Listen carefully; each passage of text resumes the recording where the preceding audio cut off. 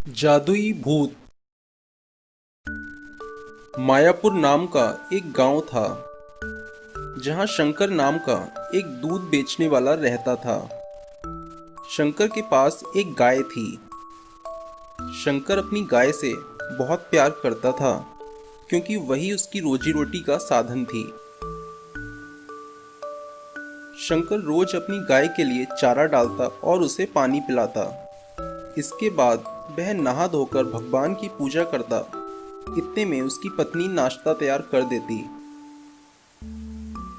शंकर नाश्ता करने के बाद दूध दूता और कैन में भर लेता। शंकर कैन को साइकिल पर टांगकर लोगों के घर दूध पहुंचाने जाता।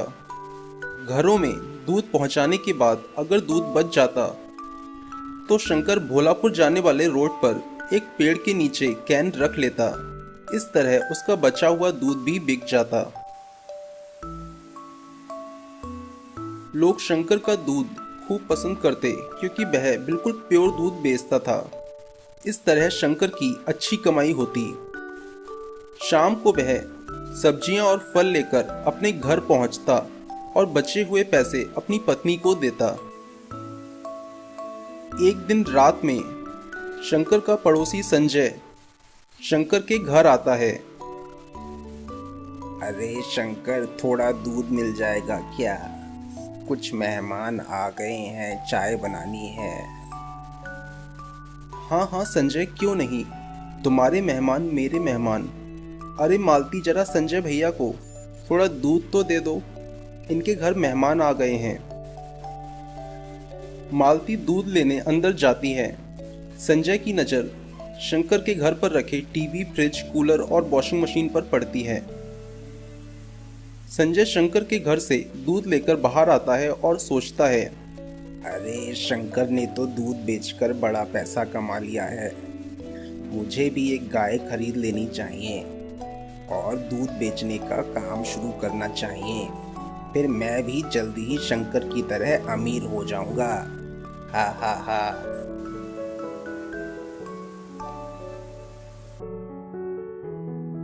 संजय शनिवार को लगने वाले बाजार से एक गाय खरीद लाता है। संजय गाय को खिलाता कुछ भी नहीं और दूध निकालने के लिए लाठी से गाय की खूब पिटाई करता। फिर भी अगर गाय दूध नहीं देती तो वह अपने गाय के इंजेक्शन लगाता और जबरदस्ती दूध दूता। दूध दूने के बाद संजय दूध में खूब पानी मिलाता और फिर दूध को कैन में भरकर भोलापुर जाने वाले रोड पर कैन रखकर दूध बेचने के लिए खड़ा हो जाता। लेकिन कोई भी संजय का इंजेक्शन वाला पानी मिला दूध नहीं खरीदता। लोगों को शंकर का प्योर दूध ही पसंद आता। लोग मेरा दूध नहीं खरीद रहे, लगता है मेरी गाय ही बेकार है। लोगों को मेरी गाय का दूध पसंद नहीं आ रहा। आज घर जाकर अपनी गाय की खूब पिटाई करूंगा और रात में चुपके से शंकर की गाय चुरा लूंगा। फिर देखता हूँ ये शंकर क्या करेगा। जब रात हो जाती है तो संजय शंकर की गौशाला में जाता है। पहले तो वह रस्सी से गाय का मुंह बांध देता है ताकि वो आवाज ना करे। फिर वह गाय को लेकर अपने ससुराल भाग जाता है। सुबह जब शंकर उठता है तो वह देखता है कि गाय गायब है। शंकर को यह देखकर बहुत झटका लगता है। शंकर अपने घर के बाहर खड़ा होकर रोने लगता है।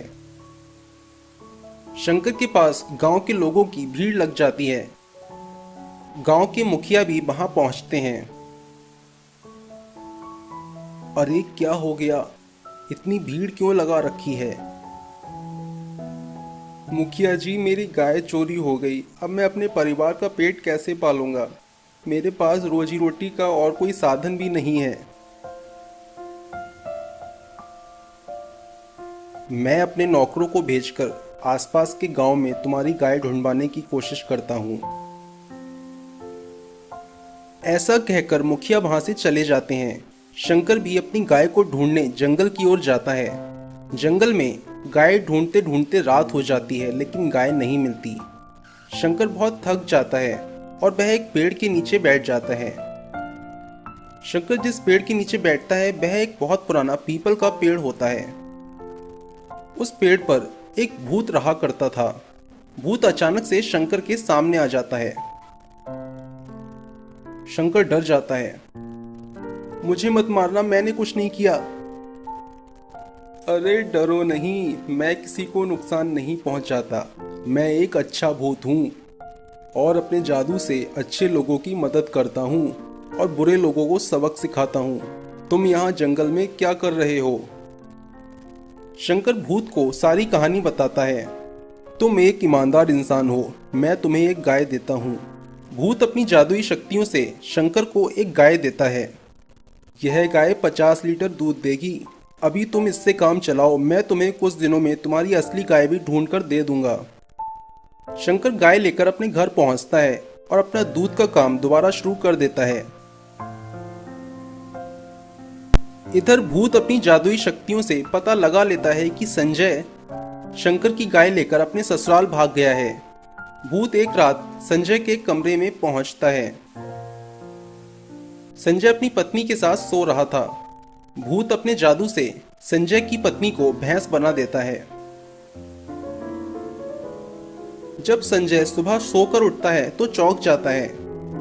संजय की खटिया हवा में तैर रही होती है। अरे ये क्या हो गया? मेरी पत्नी कहाँ चली गई और ये भैंस मेरे बिस्तर पर कहाँ से आ गई? अरे मैं तुम्हारी पत्नी हूँ। संजय भैंस को लेकर अपने घर जाता है। उसका घर एक छोटा सा खिलौना बन चुका होता है। अरे ये क्या हो गया? हमारा घर इतना छोटा कैसे हो गया? तभी संजय गाय की तरफ जाता है। गाय संजय के लात मारती है और संजय दूर जाकर गिरता है। तभी गाय में से भूत बाहर निकलता है। तुमने शंकर की गाय चुराई, इसलिए यह सब तुम्हारे साथ हो रहा है। मुझे माफ कर दो। मुझे शंकर की गाय नहीं चुरानी चाहिए थी। मैं उसकी गाय वापस कर दूंगा। कृपया मुझे माफ कर दो। भूत संजय को माफ कर देता है। वह उसका घर ठीक कर देता है और उसकी पत्नी को भी भैंस से इंसान बना देता है। फिर भूत शंकर की गाय लेकर वहां से गायब हो जाता है और शंकर के पास पहुंचता है। यह लो तुम्हारी असली गाय। ऐसा कहकर भूत गायब हो जाता है। शंकर के पास अब 2 गाय हो जाती हैं। शंकर दूध बेचने के साथ अपनी डेयरी भी खोल लेता है, जहां वह दूध के साथ साथ दही, पनीर, मक्खन, देसी घी और मट्ठा भी बेचने लगता है। कुछ ही दिनों में शंकर बहुत अमीर हो जाता है और वह अपने लिए एक बड़ा घर और कार भी खरीद लेता है। दोस्तों, अगर आपको ये कहानी पसंद आई तो हमारे चैनल जोजो टीवी कहानियाँ को सब्सक्राइब करना ना भूलें।